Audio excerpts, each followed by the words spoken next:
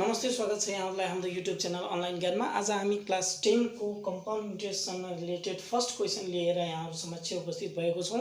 आजको क्लासमा हामीले कम्पाउन्ड इन्ट्रेस्टको न्यूमेरिकल कसरी स्टेप बाइ स्टेप सल्भ गर्ने भन्ने कुरामा डिस्कस गर्छौं है त। र सबभन्दा पहिला हामी क्वेशन हेर्छौं। क्वेशन के दिएको छ भन्दा आज हामीलाई Santosh Barod RS 1,30,000 from Suresh at the rate of 21% per annum. Find the simple interest at the end of 2 years and interest compounded yearly भनेको छ। सन्तोषले सुरेशसँगबाट 1,30,000 रुपैयाँ चाहिँ सापटी लिएर आएको छ।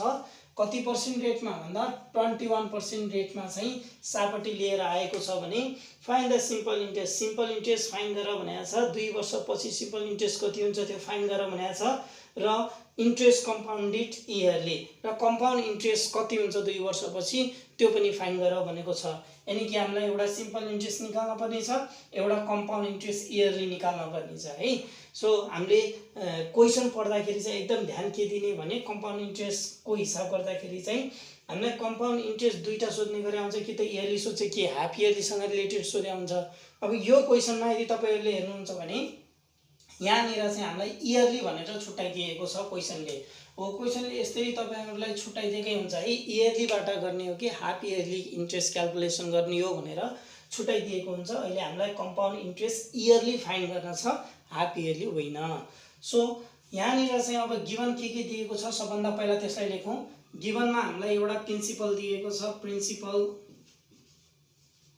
प्रिन्सिपल P इक्वल टु 1,30,000 अनि त्यसपछि दिएको छ हामीलाई rate capital R equal to 21%। Find the simple interest at the end of 2 years. Time दिएको छ हामीलाई, टाइम T इक्वल टु चाहिँ कति दिएको छ 2 इयर्स दिएको छ। र सबभन्दा पहिला हामीलाई फाइन्ड गर्न पर्ने के छ simple interest. Now simple interest निकाल्न एकदम इजी नै छ। यो हामीले जानिरहेको कुरा हो। Simple interest equal to PTR upon 100 हुन्छ। सो P भनेको कति दिएको छ हामीलाई यो प्रिन्सिपल 1,30,000 इन्टु टाइम कति दिएको छ 2 इन्टु रेट कति दिएको छ 21 होल अपन 100। सो यो दुईटा 0 यो दुईटा 0 क्यान्सल गर्न पाइयो। सो यो दुईटा मल्टिप्लाई गर्दा 2600 इन्टु 21 हुने भयो इक्वल टु यो दुईटा मल्टिप्लाई गर्दाखेरि तपाईको चाहिँ हुन्छ 2600 इन्टु 21 गर्दाखेरि 54,600। सिम्पल इन्ट्रेस्ट कति आयो तपाईहरुको 54,600 आयो। नाउ अगेन अब हामीलाई एउटा त के फाइन्ड गर्न भनेको थियो सिम्पल इन्ट्रेस्ट फाइन्ड गर्यो 54,600 आयो। अर्को हामीलाई फाइन्ड गर्न भनेको छ इन्ट्रेस्ट कम्पाउन्डेड इयरली भनेको छ। सो इयरली कम्पाउन्ड इन्ट्रेस्ट निकाल्ने फर्मुला के हुन्छ त भन्दा yearly CI compound interest equal to yearly compound interest निकाल्नको लागि चाहिँ तपाईको फर्मुला P1 + R/100 T - 1। यदि हाफ इयरली भनेको भए यो सबै सेम नै हुन्थ्यो, खाली यहाँ तल रेटको तल 2 ले मल्टिप्लाई गरिदिने र टाइमलाई 2 ले मल्टिप्लाई गरिदिने भनेर बुझ्नु होला है त। इक्वल टु P भनेको कति छ हेर्नुस् त प्रिन्सिपल 1,30,000 1 प्लस R भनेको रेट कति दिएको छ हामीलाई 21/100 पावर T कति दिएको छ 2 - 1। सो 1,30,000 1 प्लस डिवाइड गर्दाखेरि तपाईको आउँछ 0.21 whole square minus 1 equal to 1,30,000। यो प्लस गर्नुभयो भने तपाईको 1.21 को होल स्क्वायर माइनस 1 आउँछ 1,30,000। यसको स्क्वायर गर्नुभयो भने तपाईहरुको 1.4641 माइनस 1 आउँछ र 1,30,000 इन्टु यो माइनस गर्नुभयो भने तपाईहरुको 0.4641 र मल्टिप्लाई गर्दाखेरि तपाईहरुको चाहिँ यो 1,30,000 इन्टु 0.4641 गर्दाखेरि 60,333 अब इयरली कम्पाउन्ड इन्ट्रेस्ट तपाईको कति हुन्छ रहेछ त भन्दा yearly CI compound interest equal to चाहिँ तपाईको 60,333 आउँदो रहेछ। हेर्नुहोस् है त हामीलाई क्वेसनले प्रिन्सिपल रेट टाइम दिएको थियो, एउटा सिम्पल इन्ट्रेस्ट निकाल्न भनेको थियो, सिम्पल इन्ट्रेस्ट निकालियो, एउटा चाहिँ इयरली कम्पाउन्ड इन्ट्रेस्ट निकाल्न भनेको छ। क्वेसन एकदम ध्यान दिएर पढ्नु होला कि तपाईहरुलाई इयरली भनेको हुन्छ कि हाफ इयरली भनेको हुन्छ। सो इयरली कम्पाउन्ड इन्ट्रेस्ट भनेको हुनाले इयरली कम्पाउन्ड इन्ट्रेस्ट निकाल्ने formula P1 + R/100 power t - 1 हुने भयो। यदि हाफ इयरली भनेको भए यहाँ 200 र यहाँ पावरमा चाहिँ 2t हुन्थ्यो, त्यति फरक त हुने, अरु जम्मै त्यही नै हुने हो।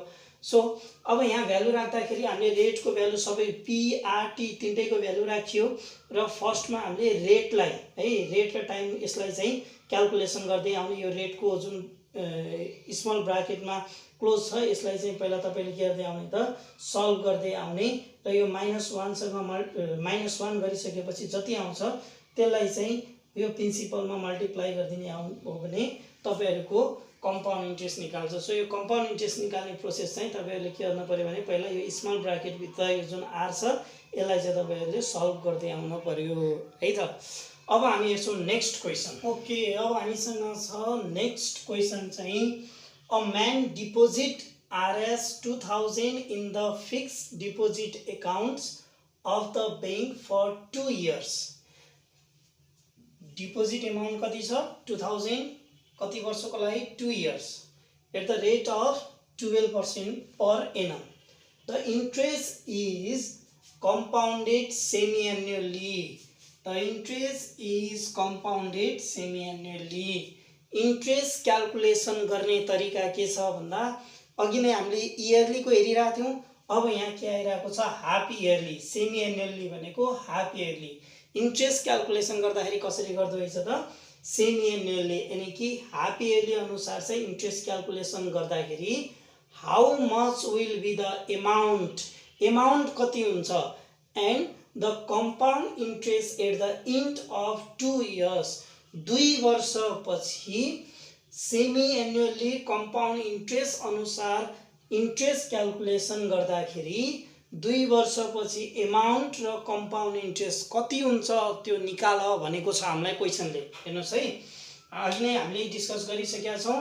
कम्पाउन्ड इन्ट्रेस्ट को हिसाब दिँदाखेरि तपाईलाई इन्ट्रेस्ट क्याल्कुलेसन गर्दाखेरि कि त इयरली क्याल्कुलेसन गरिन्छ कि हाफ इयरली क्याल्कुलेसन गरिन्छ, त्यही अनुसार दुईटाको फरक फर्मुलाहरू रहेको छ। अब हामीले क्वेसन पढ्दाखेरि यो इयरली को कि हाफ इयरली अनुसार क्याल्कुलेसन गरिरहेको छ त्यो छुटाउन सक्नु पर्यो पहिला। यहाँनिर क्वेसनमा चाहिँ तिमीहरूलाई यसरी प्रष्टै रूपमा यहाँ भनिदिएको छ, यो क्वेसनमा पनि सेमी एनुअली कम्पाउन्ड इन्ट्रेस्ट अनुसार चाहिँ इन्ट्रेस्ट क्याल्कुलेसन गरिरहेको छ भनेको छ। अघि नै त्यहाँ के भनेको थियो कम्पाउन्डेड इयरली भनेको थियो, इयरली अनुसार इन्ट्रेस्ट क्याल्कुलेसन गरेको थियो अघिल्लो क्वेसनमा भने यो क्वेसनमा चाहिँ हाफ इयरली अनुसार चाहिँ इन्ट्रेस्ट क्याल्कुलेसन गरिरहेको छ। सो अब हामीले यहाँनिर चाहिँ के गरौँ भने गिभनमा दिएको चीजहरु के छ पहिला त्यसलाई लेखौं।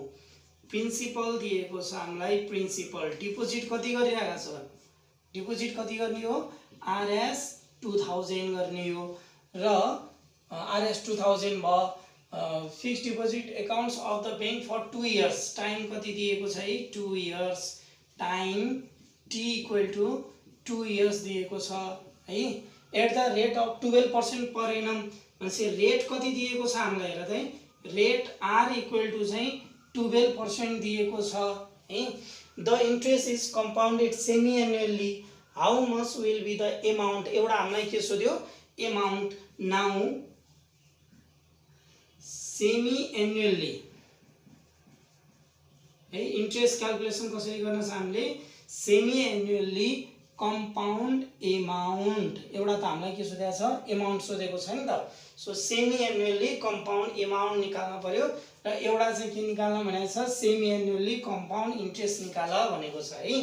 सो कम्पाउन्ड अमाउन्ट निकाल्ने फर्मुला तपाईहरुको के हुन्छ त भन्दा P1 + R by semi annually, half yearly भन्ने बित्तिकै रेट अपन कति हुन्छ 200, इयरली भनेको भए 100, हाफ इयरली भनेपछि 200 पावर 2t र कम्पाउन्ड एमाउन्ट भनेको छ भने -1 हुँदैन भनेर अस्ति यो भन्दा अगाडिको क्वेशनमा क्लासमा हामीले भनेको थियौं है त। सो p भनेको कति छ तपाईहरुसँग हेर्नुस् त, p भनेको 2000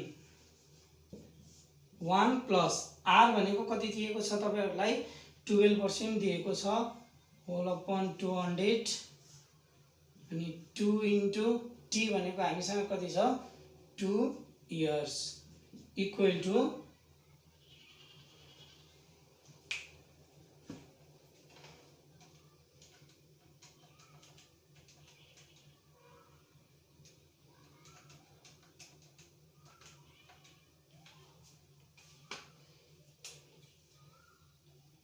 equal to 2001 plus 12 divided by 200 भनेपछि 0.06 हुने भयो प्लस पावर 4 2000 यो भनेको तपाईहरुको कति हुन्छ भन्दा 1.06 पावर 4 हुने भयो है पावर 4 1.06 पावर 4 गर्दाखेरि तपाईहरुको आउँछ यो equal to 2000 into यो 1.06 को पावर 4 हाल्नु भयो भने तपाईहरुको चाहिँ 1.26247 मैले चाहिँ यसलाई राउन्ड अफ गरेर 8 लेख्दिए है कम्तिमा 5 डिजिट लिनु होला पछाडी चाहिँ तपाईहरुले लास्टको नम्बरलाई चाहिँ राउन्ड अफ गरेर लेखिदिनु होला।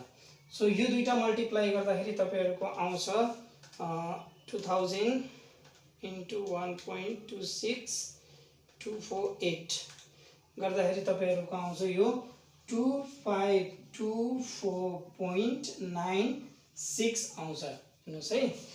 अब यो भनेको नियरली तपाईहरुको कति हो त भन्दाखेरि 2525 हुने भयो है 2525 यो चाहिँ तपाईहरुको के आयो कम्पाउन्ड एमाउन्ट आयो।